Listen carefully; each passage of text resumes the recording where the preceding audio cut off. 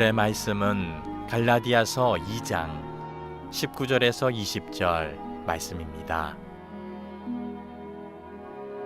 내가 율법으로 말미암아 율법에 대하여 죽었나니 이는 하나님에 대하여 살려 함이라. 내가 그리스도와 함께 십자가에 못 박혔나니 그런즉 이제는 내가 사는 것이 아니요 오직 내 안에 그리스도께서 사시는 것이라. 이제 내가 육체 가운데 사는 것은 나를 사랑하사 나를 위하여 자기 자신을 버리신 하나님의 아들을 믿는 믿음 안에서 사는 것이라. 아멘.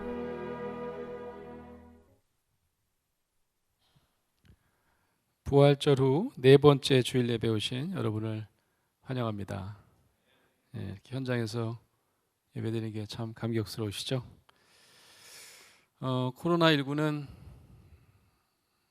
인류 전체에게 유례가 없는 공포를 가져다 주었습니다. 그리고 특히 기독교인들 뿐만 아니라 또 종교인들 전체에게 굉장히 큰 도전을 주었습니다. 우리 기독교인들은 주일 공예배를 모여서 함께 드릴 수 없다는 사실에 엄청난 충격을 받았습니다. 연로하신 목사님들은 그런 말씀 제게 하셨어요. 전쟁통에도 우리가 모여서 예배를 드렸는데 이게 무슨 일이냐. 학교도 마찬가지입니다. 대학에서 이미 은퇴하신 교수님들이 예전에 6.25 동란 때, 예전에 이제 한국 정치가 6.25라고 그랬잖아요. 6.25 때도 우리가 폐교하지 않고 저기 부산까지 내려가서 부산에서 천막 치고 모여서 공부했다. 대면 수업했다. 근데 이게 무슨 일이냐. 그런 말씀들 하고 계십니다. 저는 지난 몇 달 동안 온라인 예배를 드리고 또 학교에서는 비대면 수업을 진행하면서 두 가지 중요한 신학적 주제를 깊이 생각해 볼 수 있었습니다. 첫째는 은혜라고 하는 주제였고 두 번째는 성령이라고 하는 주제였습니다.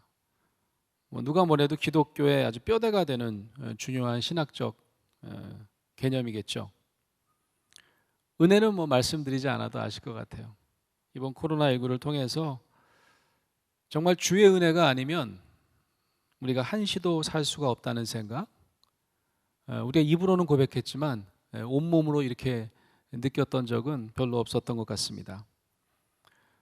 지난 연말에 저는 학교 출장이 있어서 뉴욕에 출장 갈 일이 있었어요. 가족이 함께 갔습니다. 그래서 마침 대학생 딸아이가 뉴욕에 인턴을 한다고 그래서 가서 인턴 집도 좀 방도 알아보고 그래서 딸을 놓고 1월 초에 돌아왔어요. 그리고 돌아왔더니 이제 코로나19가 슬슬 이제 문제가 되기 시작했던 겁니다. 그래서 너무나 다행이었어요. 그래도 자녀가 외국에 있으니까 한국이 그때 막 난리가 났잖아요. 중국 다음으로 제일 많아지고 막 그럴 때였습니다. 그래서 참 다행이다. 근데 얼마 되지 않아서 저희 딸아이가 있는 뉴욕이 재앙의 도시가 되었습니다. 얼마나 무서웠는지 몰라요. 딸아이도 뉴욕서 재택근무를 했지만 비행기표도 구하기가 어렵고 다행히 잘 돌아와서 2주 격리 마치고 오늘 예배도 같이 드리러 왔습니다. 모든 게 다 하나님의 은혜였던 거죠. 그리고 밖에 나다니는 것도 그렇고 우리가 숨 쉬는 것도 거저 주신 선물인데 우리가 알지 못하고 살았다라고 하는 거죠. 여러분 우리가 은혜를 아주 이렇게 몸으로 깨닫게 되는 순간이 언제일까요? 주로 이럴 때 아닙니까? 자유를 빼앗겼다가 다시 찾을 때 은혜를 체험하게 됩니다. 건강할 때는 잘 느끼지 못하다가 병에 걸리면 병원에 입원을 합니다. 밖에 나다닐 수가 없어요. 자유를 잃게 됩니다. 이번 코로나19 바이러스로 병에 걸리면 거의 여러분 뉴스에서 보셨지만 거의 진공포장하는 것처럼 해가지고 병원으로 이송하고 거의 폐쇄병동 같은 데서 치료를 받아야 하지 않습니까? 건강하게 일상생활을 영위하는 것이 값없이 주어진 선물, 은혜라는 것을 절감하지 않을 수 없습니다. 마찬가지로 우리가 이미 지금도 우리가 숨을 쉬고 있지만 아무도 우리가 이렇게 숨 쉬고 있다는 것을 몸으로 느끼지는 못하지 않습니까? 편하게 숨 쉴 때는 그렇습니다. 인식조차 할 수가 없습니다. 근데 마스크를 쓰니까 보통 불편한 게 아닙니다. 아주 부자유스러워요. 저도 딸 2주 동안 자가격리할 때 이 틈에 좀 쉬어야 되겠다. 그리고 또 학교에서도 그냥 쉬시라고. 워낙은 잘 자가격리하면 출근해야 되는데 저도 2주 동안 집에 있었어요. 외출하지 못한다는 것에 대한 부자유, 이런 걸 경험하고 나서야 내 마음대로 나갈 때 나가고 싶을 때 나가고 바깥 생활 영위하는 것에 대한 감사함을 느끼게 되는 거죠. 이 모든 게 은혜였다는 것을 우리가 부자유할 때 그리고 나서 자유함을 얻었을 때 잘 알게 된다는 말씀입니다. 또 다른 주제인 성령에 대해서 한번 생각해 볼 기회가 제게 있었던 것 같습니다. 도대체 영으로 예배한다는 것이 뭔가? 우리가 입으로는 영으로 예배한다고 하지만 공예배를 각자 집에서 온라인으로 함께 하는 것에 대한 불편감은, 그래서 예배 드리는 게 예배 드리는 것 같지 않다고 하는 건 도대체 우리가 어떻게 이해해야 될까? 그동안 영으로 예배 드리는 게 아니라 그러면 신체로 육으로 예배 드리는 것인가? 어쩌면 우리 한국 기독교는 신체적으로 모이는 것, 물리적으로 한 공간에 모이는 것에 대해 아주 큰 방점이 있었던 건 사실인 것 같아요. 교회 현판을 한번 보세요. 어느 교회든지 가서 교회 현판에 가면 뭐라고 써 있습니까? 교회 현판, 광교, 꿈의 교회 이렇게 써 있잖아요. 교회는 그 건물이 아니에요. 하나님 백성들의 공동체잖아요, 그죠? 그래서 이렇게 써야지 맞는 거죠. 건물에는 꿈의 교회 예배당, 예전에 한국 교회가 그렇게 쓴 적이 있었습니다. 예배당이라고 쓴 적이 있었어요. 한국 교회가 어느 순간부터 땡땡교회 예배당, 땡땡교회 성전이 아니라 그냥 교회가 땡땡교회가 돼버렸어요. 그때부터인지 건물이 결국 교회로 인식되는 거죠. 교회 오지 않으면 뭔가 신체적인 모임이 없으면 교회가 없어지는 듯한 그런 위기의식을 느끼고 있는 것은 아닌가? 라고 생각해 볼 필요도 있다는 거죠. 제가 예배 시간에 이렇게 가끔 함께 듣는 드라마 바이블이 저는 너무 좋아서 우리 학부 학생들 1학점짜리 제가 그 수업을 개설했어요. 대학에서. 1학점짜리는 애들이 편하게 들을 수 있는 거니까 그 학점도 그냥 패스 페일로 하니까, 그래서 일주일에 한 번 이렇게 채플에 모여서 공동체 성경 읽기라는 제목으로 드라마 바이블을 한 3-40분 함께 듣고, 그리고 끝나면 점심을 클래스에서 공짜로 준다 그랬더니 엄청나게 학생들이 모였어요. 30명으로 마감했는데 바로 마감이 돼갖고 50명으로 늘려갖고 이번 학기부터 하려고 했는데 못 모였죠. 점심값 굳었습니다. 제가 점심값을 제가 따로 이렇게 마련해갖고 50명 점심값을 한 학기 내내 하려고 그랬었는데, 그래서 어떡하겠어요. 이 공동체 성경 읽기인데 결국 또 온라인으로 합니다. 지금 온라인으로 하고 있는데 모여서 함께하면 참 좋았겠다 싶은데, 첫 달에는 마가복음을 읽었고 지금 사도행전을 읽고 있습니다. 그래서 본의 아니게 제가 이제 사도행전 묵상을 하고 있는 거죠. 학생들과 함께. 사도행전에 보면 인류 최초의 교회 얘기가 나오지 않습니까? 신약 성경 최초의 교회가 아닙니다. 인류 최초의 교회입니다. 기독교 최초의 교회 이야기가 나옵니다. 마가의 다락방에서 오순절 성령 체험을 한 소위 초대교회 교인들이 어떻게 활동했는지를 쓰는 게 바로 사도행전 아닙니까? 거긴 건물 얘기가 나오지 않아요. 어디서 모였다는 얘기가 나오지 않습니다. 사도행전 4장 32절에 보면 오순절 공동체는 이렇게 쓰고 있어요. 믿는 무리가 한 마음과 한 뜻이 되어 모든 물건을 서로 통용하고 자기 재물을 조금이라도 자기 것이라 하는 이가 하나도 없더라. 이 말씀은 어떤 의미인가요? 초대교회 모습을 제일 먼저 묘사한 그런 구절이 바로 이 구절인데요. 어떤 분은 그래요. 이거 공산주의 이론적 배경 아니냐. 모두 모아가지고 다 함께 쓰고. 그런 분도 실제로 있어요. 기독교 사회주의 운동이라고 하는 게 있거든요. 기독교 사회주의 사상의 기초가 되는 말씀이기도 합니다. 또 이 말씀은요, 묘하게도 이단 종파들이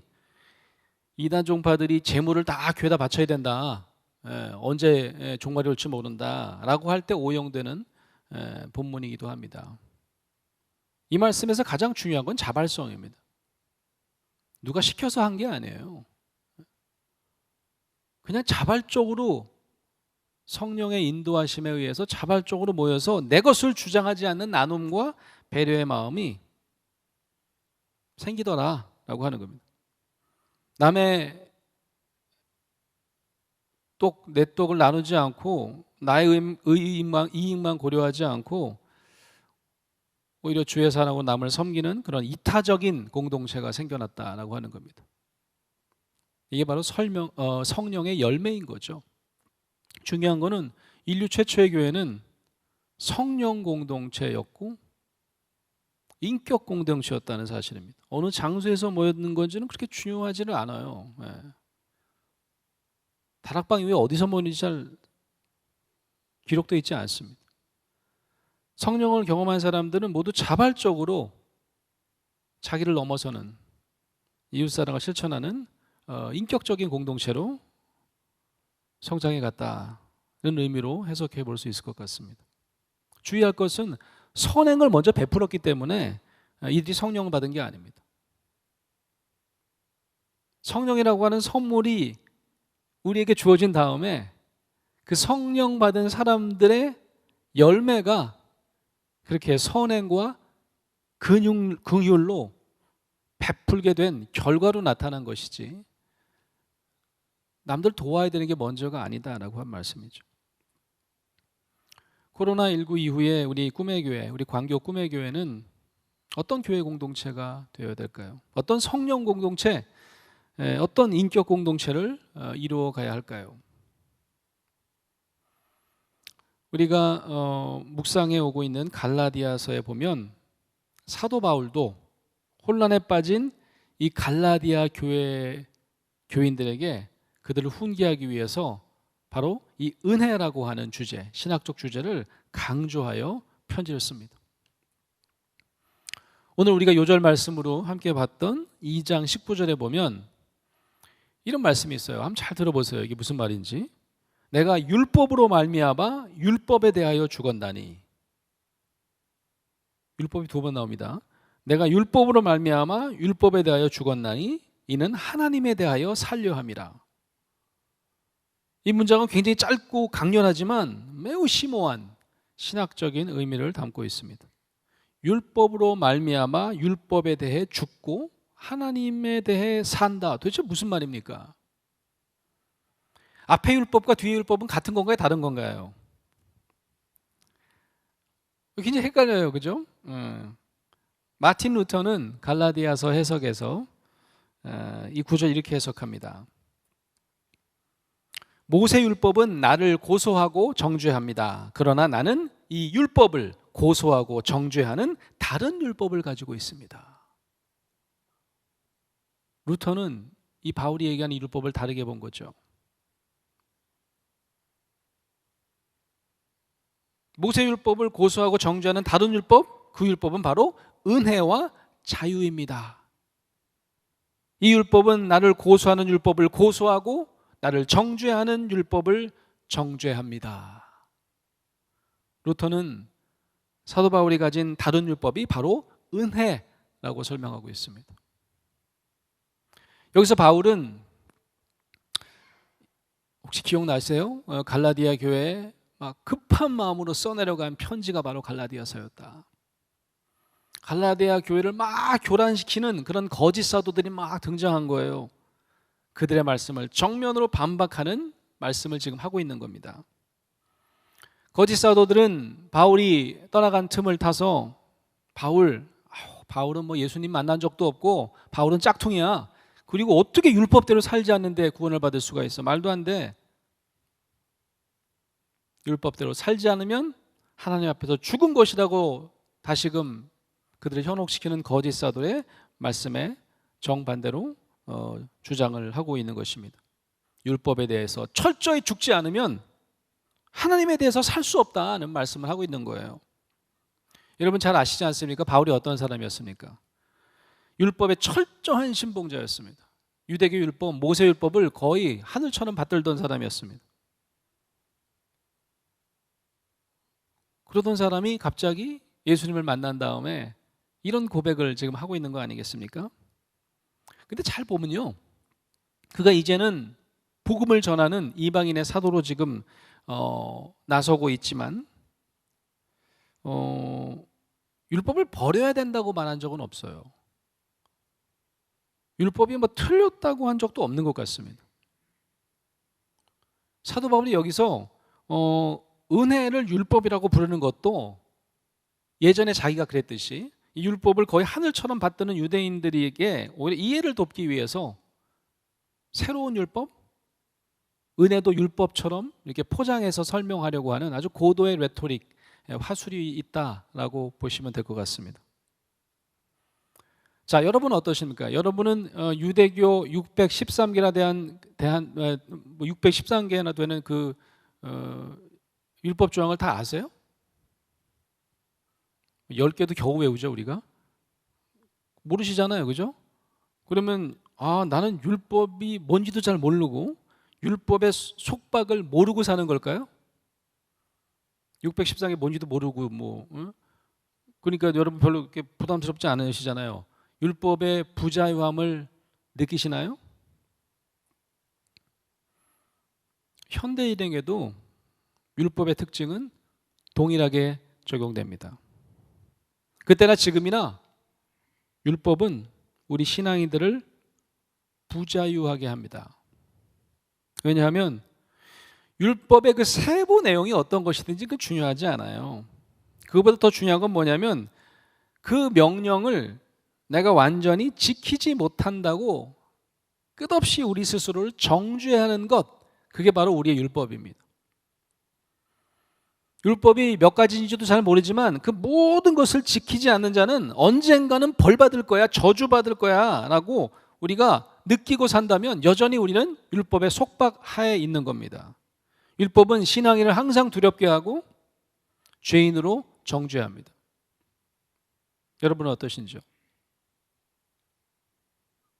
여러분 안에 어떤 모양이든 기독교의 행위적인 믿음, 이런 걸 하지 않으면 하나님께서 나를 벌하실 거야 라고 하는 생각, 그런 율법이 있어서 여러분을 부자유하게 하고 있지는 않나요? 바울의 시대나 지금이나 우리를 부자유하게 하고 의롭게 하기는커녕 정죄하는 마음의 법이 우리 마음 안에 남아있는 것 같습니다. 저는 그래요. 바울은 더 이상 자신이 이런 자신을 올가매는 유대교 율법과는 아무 상관이 없다고 말하고 있습니다. 틀렸다, 그게 좋지 않다, 나랑 상관없다고 얘기하는 거예요. 저는 4대째 모태신앙을 가진 기독교인입니다. 여러분 모태신앙 아시죠? 모태신앙을 가진 어떤 분이 제게 그러더라고요. 모태신앙은 못된 신앙이래요. 모태신앙이 못된 신앙이래요. 어떤 분은 축복이라고 여기는데 왜 그걸 축복으로 여기지 않고 왜 그리 부르시냐고 제가 여쭤봤어요. 그때 그분이 이렇게 얘기하십니다. 결국 이 모태신앙이라는 게 율법의 매인 삶을 살 수밖에 없다고 그분은 대답하셨어요. 더 여쭤봤더니 이런 얘기를 하시는 거죠. 주일에는 무조건 예배당에 가야 한다라고 배우고 11조 철저히 안 하면 벌 받는다고 배우고 봉사 안 하고 임원 안 하고 헌신 안 하면 천국에 상이 없다고 배웁니다. 행위가 중요해집니다. 아니, 행위가 가장 중요해집니다. 문제는 뭐냐면 은혜를 최우선으로 여기지 않더라 라고 하는 말씀입니다. 값없는 주의 은혜보다는 나의 행위가 더 큰 하늘의 상을 보장한다고 믿게 만드는 것이니 결국 모태 신앙이 잘못하면 못된 신앙이 된다 라고 그분은 얘기하셨던 것 같아요. 갈라디아 교회가 처한 상황도 아주 비슷합니다. 율법을 강조하는 거짓 사도들은 갈라디아 교인들에게 바울을 폄하하고 그가 전한 복음을 의심하도록 했습니다. 바울은 갈라디아서 2장 4절에 거짓 형제들이 가만히 들어온 것은 그리스도 예수 안에서 우리가 가진 자유를 엿보고 우리를 종으로 다시 삼고자 함이라. 이렇게 말씀해요. 우리가 은혜를 통해서 얻은 자유를 또다시 빼앗으려고 한다는 거예요, 거짓 사도들이. 그래서 거짓 사도들이 주장하는 대로 선행을 해가고 율법을 준수해야 한다는 말씀에 갈대처럼 흔들리는 갈라디아 교인들을 향해 약간은 흥분한 톤으로 편지를 쓰고 있는 것입니다. 거짓 사도들의 주장처럼 율법을 지키지 않고 행위가 없는 믿음은 정죄받는다고 하면 그리스도께서 죄를 짓게 하는 자냐라고 따져 묻기도 합니다. 결코 그럴 수는 없다. 그럴 수는 없지 않는가? 라면서 교인들에게 호소하고 있는 장면을 우리가 볼 수 있습니다. 갈라디아서 주해를 쓴 마틴 루터는 여전히 율법주의 그리고 죄의식에 빠진 우리 모두를 이렇게 권고합니다. 현대인들에게 그때 당시 루터 당시 사람들이니까 현재 우리의 상황으로 읽으면 우리 자신에게 이렇게 얘기하는 거예요. 우리 마음속에 양심의 소리가 야 너는 죄를 범했다 라는 양심의 소리를 들으면 이렇게 대답하라고 제안을 해요. 제가 한번 읽어볼게요. 죄의 소리가 우리에게 들려서 너 죄지었어 라고 얘기를 하면 그래요 저는 죄를 범했습니다 이렇게 얘기하라는 거예요. 양심이 이렇게 대답합니다. 그러면 하나님이 널 벌하실걸? 너 처벌하실걸? 아닙니다. 하나님은 절대로 그렇게 하지 않을 것입니다. 왜? 하나님의 율법이 하나님은 그렇게 하실 것이라고 말하지 않았니? 나는 그 율법과 아무런 상관이 없습니다. 어떻게 그렇지? 그 율법을 꼼짝 못하게 하는 다른 율법을 갖고 있기 때문입니다. 그것은 바로 자유입니다. 어떤 자유 말이야? 그리스도의 자유입니다. 그리스도로 말미암아 나는 완전히 율법으로부터 해방되었고 이제는 은혜와 자유가 나의 율법입니다. 이 율법은 나를 고소하는 율법에게 이렇게 말합니다. 너는 이 사람을 묶어서 포로로 잡아가지 못할 거야. 왜냐하면 이 사람은 이제 내 거니까. 대신 내가 너를 포로로 잡아 너의 손을 결박할 거야. 네가 지금 그리스도를 위해 살고 너에 대해서는 죽은 이 사람을 해치지 못하도록 나는 만들 거야. 너무 멋진 내면의 대화 아닌가요? 우리는 과연 이런 은혜로 인해 자유롭게 당당하게 살고 계신가요? 아직도 여러 가지 율법과 행위에 매여 여전히 불안하게 살고 있지는 않나요? 갈라디아 교인들의 혼란은 어쩌면 늘 우리 자신의 신앙적인 혼란을 그대로 보여주는 것만 같습니다. 그 교회에 쓴 바울의 편지 갈라디아서 2장을 우리가 드라마 바이블로 함께 묵상하시도록 하겠습니다. 제2장 14년 후에 내가 바나바와 함께 디도를 데리고 다시 예루살렘에 올라갔나니 계시를 따라 올라가 내가 이방 가운데서 전파하는 복음을 그들에게 제시하되 유력한 자들에게 사사로이 한 것은 내가 다름질하는 것이나 다름질한 것이 헛되지 않게 하려 함이라. 그러나 나와 함께 있는 헬라인 디도까지도 억지로 할례를 받게 하지 아니하였으니 이는 가만히 들어온 거짓 형제들 때문이라. 그들이 가만히 들어온 것은 그리스도 예수 안에서 우리가 가진 자유를 엿보고 우리를 종으로 삼고자 함이로되 그들에게 우리가 한시도 복종하지 아니하였으니 이는 복음의 진리가 항상 너희 가운데 있게 하려 함이라. 유력하다는 이들 중에 본래 어떤 이들이든지 내게 상관이 없으며 하나님은 사람을 외모로 취하지 아니하시나니 저 유력한 이들은 내게 의무를 더하여 준 것이 없고 도리어 그들은 내가 무할례자에게 복음 전함을 맡은 것이 베드로가 할례자에게 맡음과 같은 것을 보았고 베드로에게 역사하사 그를 할례자의 사도로 삼으신 이가 또한 내게 역사하사 나를 이방인의 사도로 삼으셨느니라. 또 기둥같이 여기는 야고보와 게바와 요한도 내게 주신 은혜를 알므로 나와 바나바에게 친교의 악수를 하였으니 우리는 이방인에게로 그들은 할례자에게로 가게 하려 함이라. 다만 우리에게 가난한 자들을 기억하도록 부탁하였으니 이것은 나도 본래부터 힘써 행하여 왔노라. 게바가 안디옥에 이르렀을 때 책망받을 일이 있기로 내가 그를 대면하여 책망하였노라. 야고보에게서 온 어떤 이들이 이르기 전에 게바가 이방인과 함께 먹다가 그들이 오매 그가 할례자들을 두려워하여 떠나 물러가매 남은 유대인들도 그와 같이 외식하므로 바나바도 그들의 외식에 유혹되었느니라. 그러므로 나는 그들이 복음의 진리를 따라 바르게 행하지 아니함을 보고 모든 자 앞에서 게바에게 이르되 내가 유대인으로서 이방인을 따르고 유대인답게 살지 아니하면서 어찌하여 억지로 이방인을 유대인답게 살게 하려느냐 하였노라. 우리는 본래 유대인이요 이방 죄인이 아니로되 사람이 의롭게 되는 것은 율법의 행위로 말미암음이 아니요 오직 예수 그리스도를 믿음으로 말미암는 줄 알므로 우리도 그리스도 예수를 믿나니 이는 우리가 율법의 행위로서가 아니고 그리스도를 믿음으로써 의롭다함을 얻으려 함이라. 율법의 행위로서는 의롭다함을 얻을 육체가 없느니라. 만일 우리가 그리스도 안에서 의롭게 되려 하다가 죄인으로 드러나면 그리스도께서 죄를 짓게 하는 자냐? 결코 그럴 수 없느니라. 만일 내가 헐었던 것을 다시 세우면 내가 나를 범법한 자로 만드는 것이라. 내가 율법으로 말미암아 율법에 대하여 죽었나니 이는 하나님에 대하여 살려 함이라. 내가 그리스도와 함께 십자가에 못 박혔나니 그런즉 이제는 내가 사는 것이 아니요 오직 내 안에 그리스도께서 사시는 것이라.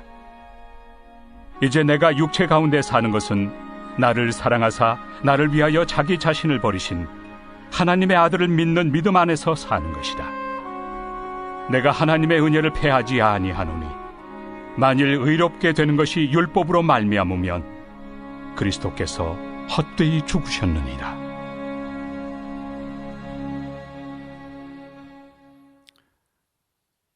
마틴 루터는 이 갈라디아 2장을 해설하면서 바울이 율법의 이빨을 빼버렸다.